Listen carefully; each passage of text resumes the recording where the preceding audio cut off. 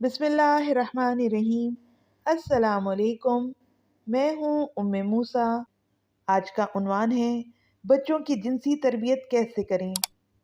ہم سب اس الجھن کا شکار ہیں کہ بچوں اور نوجوانوں کو جنسی تعلیم دینی چاہیے بھی یا نہیں۔ اس موضوع پہ اب الیکٹرانک اور سوشل میڈیا پر بحث و مباحثے ہو رہے ہیں، مگر ابھی تک کسی حتمی نتیجے پر نہیں پہنچ سکے۔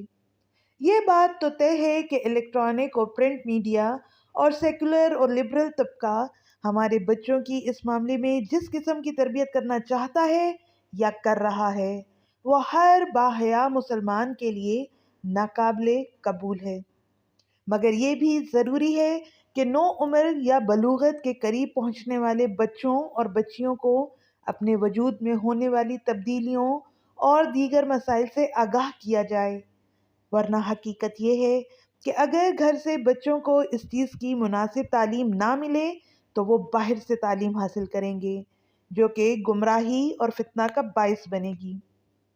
چند فیصد لبرل مسلمانوں کو چھوڑ کر ہمارے گھروں کے بزرگوں کی اکثریت آج کی نوجوان نسل میں بڑھتی بے راہ روی سے پریشان ہے۔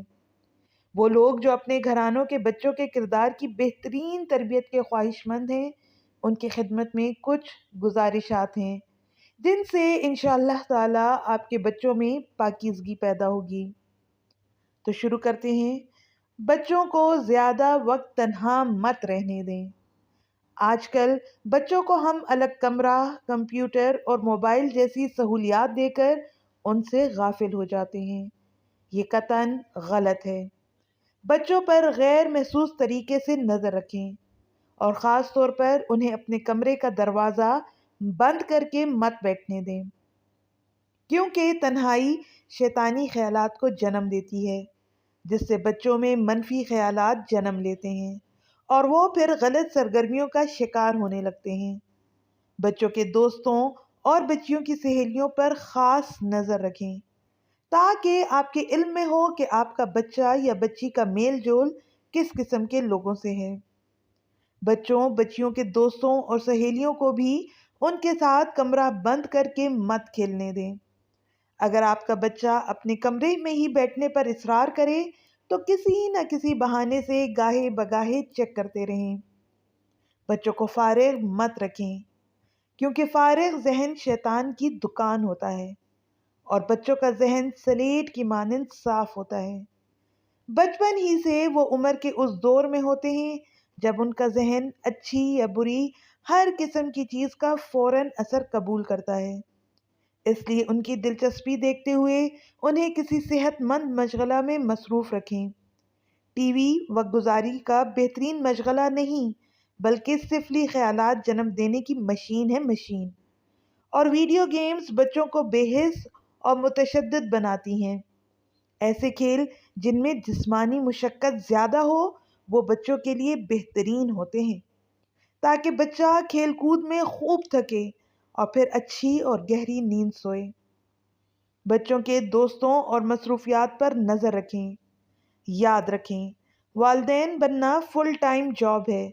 اللہ تعالیٰ نے آپ کو اولاد کی نعمت سے نواز کر ایک بھاری ذمہ داری بھی عائد کر دی ہے۔ بچوں کو رزق کی کمی کے خوف سے پیدائش سے پہلے ہی ختم کر دینا ہی قتل کے زمرے میں نہیں آتا، بلکہ اولاد کی ناقص تربیت کر کے ان کو جہنم کا ایندھن بننے کے لیے بے لگام چھوڑ دینا بھی ان کے قتل ہی کے برابر ہے۔ اپنے بچوں کو نماز کی تاکید کریں اور ہر وقت پاکیزہ اور صاف ستھرا رہنے کی عادت ڈالیں، کیونکہ جسم اور لباس کی پاکیزگی ذہن اور روح پر بھی مثبت اثرات مرتب کرتی ہے۔ بچیوں کو سیدھا اور لڑکوں کو الٹا لیٹنے سے منع کریں۔ حضرت عمر رضی اللہ عنہ اپنے گھر کی بچیوں اور بچوں پر اس بات میں سختی کرتے تھے۔ ان دو پوسچرز میں لیٹنے سے سفلی خیالات زیادہ آتے ہیں۔ بچوں کو دائیں کروٹ سے لیٹنے کا عادی بنائیں۔ بلوغت کے نزدیک بچے جب واش روم میں معمول سے زیادہ دیر لگائیں تو کھٹک جائیں اور انہیں نرمی سے سمجھائیں۔ اگر ان سے اس معاملے میں بار بار شکایت ہو تو تنبیہ کریں۔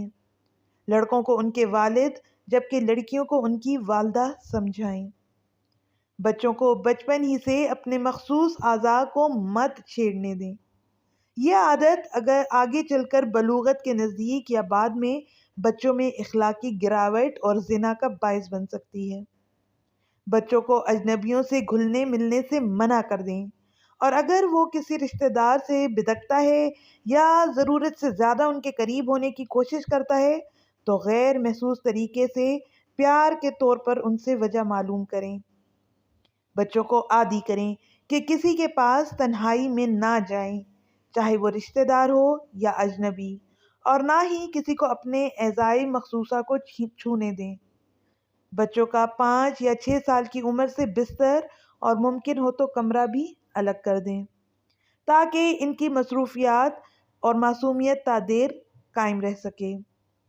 بچوں کے کمرے اور چیزوں کو غیر محسوس طور پر چیک کرتے رہیں۔ آپ کے علم میں ہونا چاہیے کہ آپ کے بچوں کی الماری کس قسم کی چیزوں سے بھری ہوئی ہے۔ مسئلہ یہ ہے کہ آج کے دور میں پرائیویسی نام کا عفریت میڈیا کی مدد سے ہم پر مسلط کر دیا گیا ہے۔ اس سے خود کو اور اپنے بچوں کو بچائیں، کیونکہ نوعمر بچوں کی نگرانی بھی والدین کی ذمہ داری ہے۔ یاد رکھیں، آپ بچوں کے ماں باپ ہیں، بچے آپ کے ماں باپ نہیں ہیں۔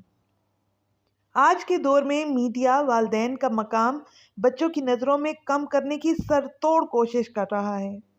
ہمیں اپنے بچوں کو اپنے مشفقانہ عمل سے اپنی خیرخواہی کا احساس دلانا چاہیے، اور نو بلوغت کے عرصے میں ان میں رونما ہونے والی جسمانی تبدیلیوں کے متعلق رہنمائی کرتے رہنا چاہیے، تاکہ وہ گھر کے باہر سے حاصل ہونے والی غلط قسم کی معلومات پہ عمل کر کے اپنی زندگی خراب نہ کریں۔ بچوں کو بستر پر تب جانے دیں جب خوب نیند آ رہی ہو، اور جب وہ اٹھ جائیں تو بستر پر مزید لیٹے مت رہنے دیں۔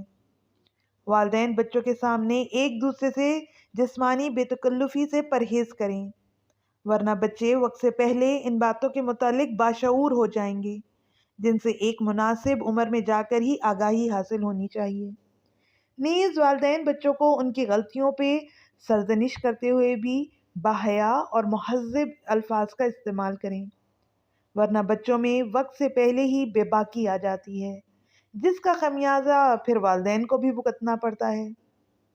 13-14 سال کے ہوں تو لڑکوں کو ان کے والد اور بچیوں کو ان کی والدہ سورہ یوسف اور سورہ نور کی تفسیر سمجھائیں، یا پھر کسی عالم عالمہ سے پڑھوائیں کہ کس طرح حضرت یوسف علیہ السلام نے بے حد خوبصورت اور نوجوان ہوتے ہوئے ایک بے مثال حسن کی مالک عورت کی ترغیب پر بھٹکے نہیں، بدلے میں اللہ تعالیٰ کے مقرب بندوں میں شمار ہوئے۔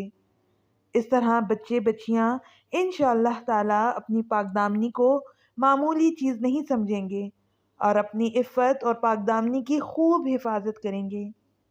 آخر میں گزارش یہ ہے کہ ان کے ذہنوں میں بٹھا دیں کہ اس دنیا میں حرام سے پرہیز کا روزہ رکھیں گے تو انشاءاللہ تعالیٰ آخرت میں اللہ سبحانہ وتعالیٰ کے عرش کے سائے تلے حلال سے افطاری کریں گے۔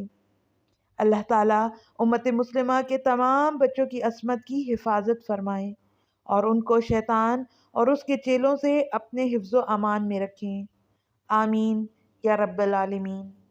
آپ کو ہماری ویڈیو کیسی لگی؟ کمنٹ کر کے ضرور بتائیں۔ اگر آپ ایسے ہی اسلامک اور موٹیویشنل ویڈیوز دیکھنا چاہتے ہیں تو ہمارے چینل کو سبسکرائب کر دیں، اور ساتھ ہی گھنٹی کے نشان کو دبا دیں تاکہ آئندہ آنے والی ویڈیوز آپ تک پہنچ سکیں۔ شکریہ۔